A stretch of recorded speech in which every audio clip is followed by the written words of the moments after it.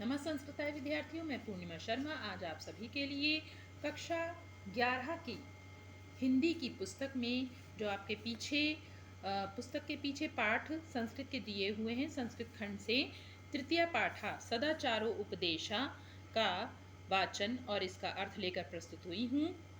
सबसे पहले हम जान लेते हैं सदाचारो उपदेशा, इसमें कौन सी संधि है। सदाचार धन, धन यानी प्लस, उपदेशा। देखिए इसमें आ और यहाँ पे रा में आ है और यहाँ उ है। आ और उ मिलके यहाँ पे कौन सी संधि हो गई, गुण संधि। ये गुण संधि का आपका उदाहरण भी है। तो प्रारंभ करते हैं इस पाठ का अर्थ। सबसे पहले इसका वाचन करेंगे श्लोक का हम। संगच्छध्वं संवदध्वं संवो मनांसि जानताम देवा भागम यथा पूर्वे संजनानाम उपासते। संगच्छध्वं, सम मतलब यहाँ पर सम उपसर्ग है। देखिए जहाँ जहाँ आप अंकी बिंदु देख रहे हैं सब सा पर, ये सब यहाँ पर क्या है, सम उपसर्ग है। और यहाँ पे गम धातु है, गम को गच्छादेश हुआ है। यहाँ पे बद धातु है, देखिए। ठीक है, आगे पढ़ते हैं। साथ साथ चलो, साथ साथ बोलो, संवो मनांसी, लोगों के मनों को जानो, देवा भागम यथा पूर्वे सम जानानाम उपासते। यथा उदाहरण दे रहे हैं, जैसे देवता लोग अपने कार्यों को पूर्व काल में ज्ञान पूर्वक यानी जानकर, उपासते मतलब पूजा करते थे। जैसे पूर्व काल में देवता लोग अपने कार्यों को, भाग मतलब कार्यों को ज्ञान पूर्वक या जानकर उपासना, उपासते मतलब उपासना करते थे या पूजा करते थे। दूसरा है कुर्वन्नेवेह कर्माणि जिजीविषेच्छतम् समः एवं त्वयि नान्यथो अन्यथेतोऽस्ति न कर्म लिप्यते नरे। कुर्वन् एव इहि, इस तरह से इसकी संधि होगी। आपके शब्दार्थ में भी दी हुई है पाठ के। तो कुर्वन् मतलब करते हुए, इहि मतलब इस संसार में, कर्माणि मतलब कर्मों को, जिजीविषेत जीने की इच्छा करनी चाहिए। देखिए शा का यहाँ पे छा हो गया है, ठीक है, व्यंजन संधि है। तो शतम मतलब 100 वर्षों तक, 100 वर्षों तक जीवित रहने की इच्छा करनी चाहिए। किस प्रकार, इस संसार में कर्म करते हुए 100 वर्षों तक जिजीविषेष समा जीवित रहने की इच्छा करनी चाहिए। एवं त्वयि नान्यथे तो अस्ति, देखिए यहाँ पे ये अ है, ओ के अ से पहले यदि ओ आ जाता है तो वहाँ पे ये आपको अवग्रह जैसा चिन्ह, एस जैसा चिन्ह दिखाई दे रहा है, ये हो जाता है। तो इस प्रकार तुम्हारे पास, तुम्हारे लिए कोई और रास्ता नहीं है। ना अन्यथो, अन्यथो मतलब अन्यथा दूसरा कोई रास्ता नहीं है। न कर्म लिप्यते नरे, और ऐसा करने से नरे मतलब मनुष्य कर्म में भी लिप्त नहीं होता, मतलब कर्म में आसक्त नहीं होता है। फिर से देख लेते हैं एक बार। इस संसार में कर्मों को करते हुए, कुर्बन मतलब करते हुए 100 वर्षों तक जीवित रहने की इच्छा करनी चाहिए। इस प्रकार तुम्हारे लिए कर्म करने के अतिरिक्त कोई और दूसरा मार्ग नहीं है। न कर्म लिप्यते नरे, और ऐसा करने पर मनुष्य कर्म करने में आसक्त भी नहीं होता। लिप्यते मतलब लिप्त हो जाना, उसमें बिल्कुल आसक्त हो जाना, जुड़ जाना। मतलब मनुष्य कर्म तो करता है लेकिन उसको केवल कर्म करने की ही इच्छा रहती है, उसके फल की इच्छा नहीं रहती। जैसा कि भगवान कृष्ण ने गीता में भी कहा है, कर्मण्यवाधिकारस्य मा फलेषु कदाचन मा कर्म फल हेतुर्भु मा ते संगस्तु कर्मणि। तो ये उपदेश भगवान कृष्ण ने अर्जुन को दिया है कर्म से संबंधित। अगला है मधुन में निष्क्रमणम, मधुन में परायणम, वाचा वदामि मधुमद भूयासम मधु सदृशः। मधुन में मधु मत बनेगा, देखिए सब जगह क्या बनेगा, मधु मत, और मैं मतलब मेरी, मेरी मेरा जो संसार में आना हो तो कैसा हो, मधुमत, मधुर हो।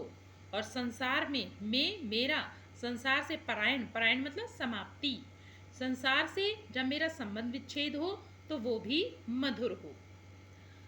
वाचा वदामी मधुवत, और मैं वाणी से मधुर बोलूं। भूयासम मधु सदृशः, और फिर भूयास मतलब फिर से, मधु सदृशः मैं सबको, सब जगह मुझे क्या दिखाई दे, सब मधुर ही, सबसे मेरा मधुर संबंध ही हो, सब समान रूप से मैं मधुर संबंध स्थापित करूं, संसार में जितने भी लोग हैं वो सभी मुझे मधुर दिखाई दें, अर्थात मैं सबसे प्रेम करूं।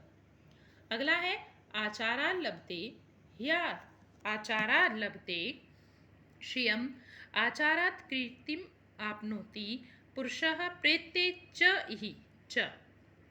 आचारात् सदाचार से, लभते मतलब प्राप्त करते हैं, क्या प्राप्त करते हैं, हियाचार, हियर आचारात् लभते, हिया नहीं है, देखिए इसको संधि करेंगे तो बनेगा ही आयु, ऐसा बनेगा, ही मतलब क्योंकि सदाचार से ही आयु प्राप्त होती है, सदाचार से श्रेय मतलब लक्ष्मी प्राप्त होती है, लभते मतलब प्राप्त होती है, आचारात् कीर्तिमाप्नोति सदाचार से यश प्राप्त होता है, पुरुषः प्रेत्ते च इहि च, पुरुषा का मतलब यहाँ पे क्या है, सभी मनुष्यों के लिए, केवल पुरुष के लिए नहीं है।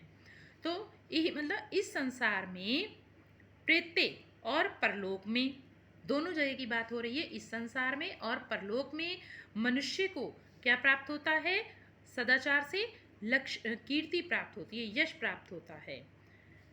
फिर से देखते हैं, सदाचार से आयु प्राप्त होती है, सदाचार से लक्ष्मी प्राप्त होती है, सदाचार से मनुष्य को, यही मतलब इस संसार में, और प्रेत्य मतलब परलोक में यश प्राप्त होता है, आपनोति मतलब प्राप्त होता है।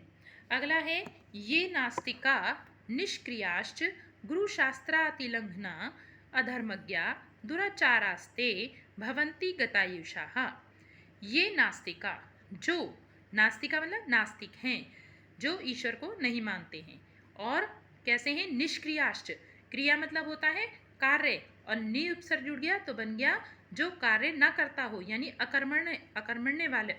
अकर्मी व्यक्ति हो, जो निकम्मा व्यक्ति हो, तो अकर्मणी व्यक्ति के लिए, और गुरु शास्त्रातिलंघना, गुरु के द्वारा बताए गए शास्त्रों के नियमों का उल्लंघन करने वाला, गुरु ने जो शास्त्रों में नियम बताए हैं उनका उल्लंघन करने वाला, अधर्मज्ञ, धर्मज्ञ होता है धर्म को जानने वाला, और उपसर्ग जुड़ गया तो बन गया जो धर्म को नहीं जानता है, यानी अधर्मी, दुराचारस्ते, और कैसा, दुराचारी, ते मतलब वे सब, जो ऊपर ये सब बता रहे हैं, वे सब गतायुषः, गतायुष मतलब अल्पायु को प्राप्त होते हैं। फिर से देखते हैं, जो नास्तिक हैं, निष्क्रिय यानी कि काम ना करने वाले हैं, गुरु के बताए हुए शास्त्रों के नियमों का उल्लंघन करने वाले हैं, अधर्मज्ञ अधर्मी हैं, दुराचारी हैं, वे सब अल्पायु को प्राप्त होते हैं। अगला है ब्राह्मे मुहूर्ते बुद्धयेत धर्मार्थौ चानुचिन्तयेत उत्थाय आचम्य तिष्ठेत पूर्वां संध्यां कृतांजलि ही।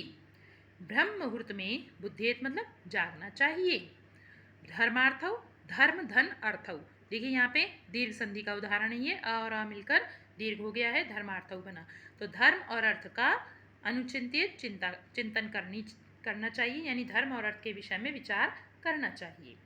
उत्थाय आचम्य तिष्ठेत, उठकर आचमन करके, पहले उठें, उठकर आचमन करके, पूर्वा मतलब प्रातः, संध्या प्रातः काल संध्या वंदन करनी चाहिए, कैसे, कृतांजलि, दोनों हाथों को जोड़कर प्रातःकाल संध्या वंदन करना चाहिए। संध्या का मतलब होता है जैसे प्रातःकाल उठे और उस समय अभी रात्रि पूरी तरह से नहीं गई है और सूर्य नहीं निकला है, तो उस समय थोड़ा थोड़ा दिन दिखाई देने लगता है, उसे संध्या कहते हैं। ऐसे ही शाम के समय का समय होता है, अभी सूर्य अस्त हुआ है और रात्रि दिखाई नहीं दे रही है, तो वो संध्या काल कहलाता है, संध्या वंदन का समय कहलाता है। संध्या मतलब दो समयों का जुड़ना, एक गया नहीं है और दूसरा आ रहा है समय, तो उसको हम संध्या कहते हैं। तो उस समय की जाने वाली वंदना जो होती है, ईश्वर का ध्यान होता है, वो संध्या वंदन कहलाती है। फिर से देख लेते हैं, ब्राह्मे मुहूर्ते बुद्धेत, ब्रह्म मुहूर्त में उठना चाहिए, यानी 4 बजे का समय ब्रह्म मुहूर्त होता है, तो ब्रह्म मुहूर्त में उठना चाहिए, जागना चाहिए, धर्म और अर्थ के विषय में चिंतन करना चाहिए। उठकर, अब उठना चाहिए तो उठ के क्या करना है, उठकर आचमन करके पूर्वम प्रातः काल हाथ जोड़कर संध्या वंदन करना चाहिए। आज के लिए इतना ही। ये वीडियो अधिक लंबी ना हो जाए इसलिए आपको यहीं तक आज हम पढ़ाएंगे इस पाठ का अर्थ। अगली वीडियो में हम शेष श्लोकों के अर्थ लेकर प्रस्तुत होंगे। धन्यवाद।